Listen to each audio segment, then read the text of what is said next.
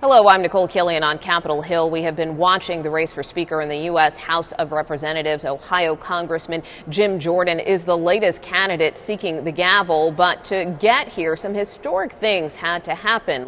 Speaker McCarthy, will you survive the vote? You guys ask me that every day. Are you concerned, Mr. McCarthy?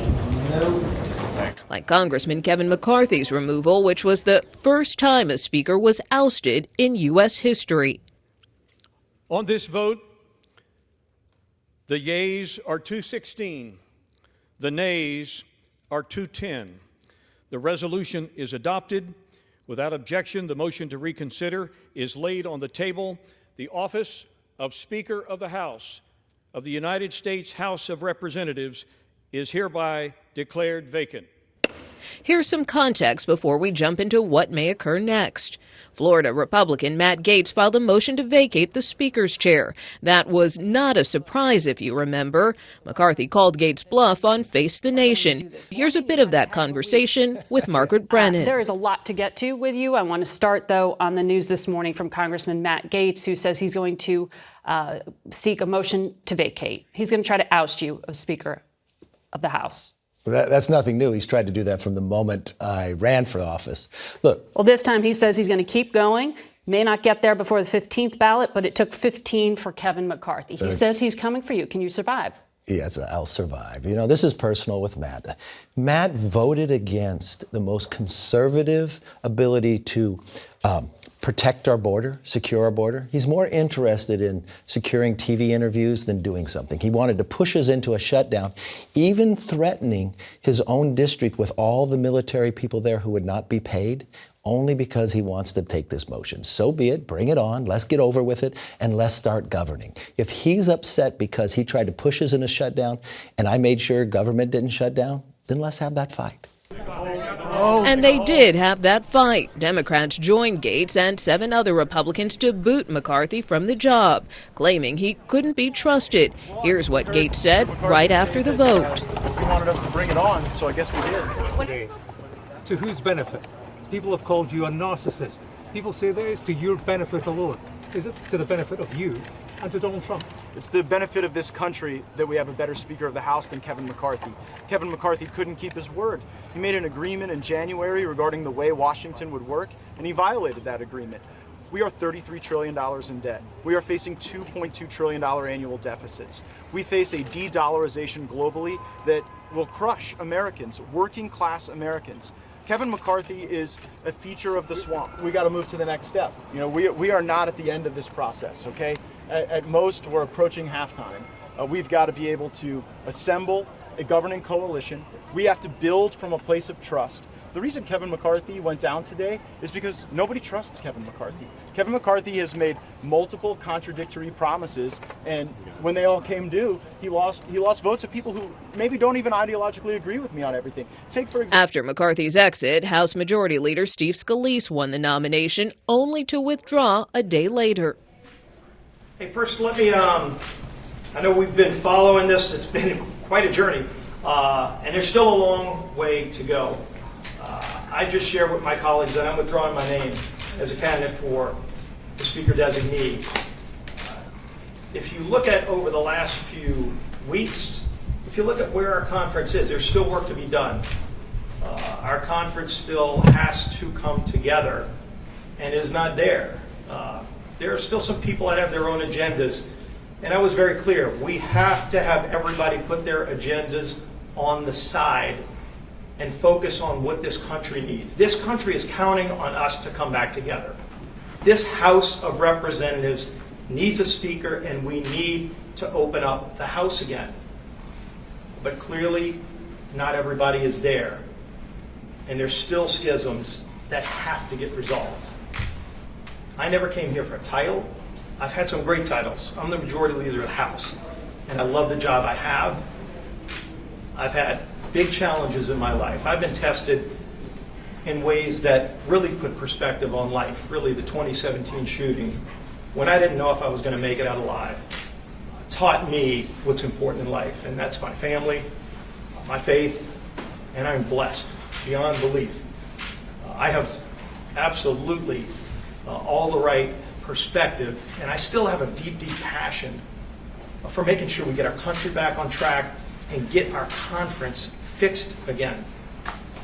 But there's some folks that really need to look in the mirror over the next couple of days and decide, are we going to get it back on track? Are they going to try to pursue their own agenda? You can't do both. And I think we're going to get there. I was very clear in that room that ultimately we have to come together for the country. But I never came here for titles, and it's much bigger than me, and it's much bigger than anybody else. And nobody's going to use me as an excuse to hold back our ability to get the House opened again. We still need to get a speaker. And I'm going to continue to push as hard as we can to make that happen as quickly as it has to happen. But it wasn't going to happen. It wasn't going to happen today. It wasn't going to happen tomorrow. It needs to happen soon. But I withdraw my name. And I appreciate the interest y'all have had along the way. We still have work to do. We have to get this done. Do you intend on Jim Jordan? And I've cut no deals with anybody. I'm sure there will be a lot of people that look at it, but it's got to be people that aren't doing it for themselves and their own personal interests, and the folks that have their own personal interests in mind shouldn't be interested in it. Okay, so now we're here. Representative Jim Jordan is taking on this race and has been trying to whip support in his favor. I think I can unite the conference. I think I can go tell the country what we're doing and why it matters to them, and we'll talk about that. Can you get the vote? I'm in. I think so, yes. I feel very confident in that. Jordan needed 217 votes to win the gavel and could only afford to lose 4 votes. Going into the first round, he was confident. I told our colleagues, look, we'll visit over the weekend. We'll talk about any concerns, and we'll listen to concerns you may have. I think none of those concerns are anything that we can't address. So I feel good about where we're at. I mean, at this point, what's your sense of the number of holdouts, though, at this point, and are you continuing to meet with people I feel really today? good. I feel really good. And we're going to talk. We're going to listen to our colleagues tonight as well. We're out visiting some today. Thank you. How are you feeling about today? Good. Will you be speaker by the end of the day? I hope so. Do you have enough votes? We're going to find out here pretty soon. What do you say? Congressman Ken Buck said he had some concerns about your past statements about the 2020 election. I've been very clear about that. There were states who unconstitutionally changed their election law, and that's what I objected to, as did the vast majority of Republican members of Congress. He said, are you threatening to primary members who don't support you? Of course not. I'm supporting incumbents. Whether I win or lose, but I think we're going to win. But I support our Republican team. How many rounds are you willing to go? We need to get a speaker as soon as possible. More than 15? 20 Republicans voted against him. No person having received a majority of the whole number of votes cast by surname, a speaker has not been elected.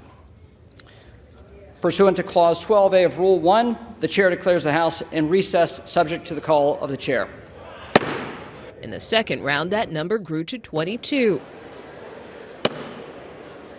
Are all members recorded? Clerk will report.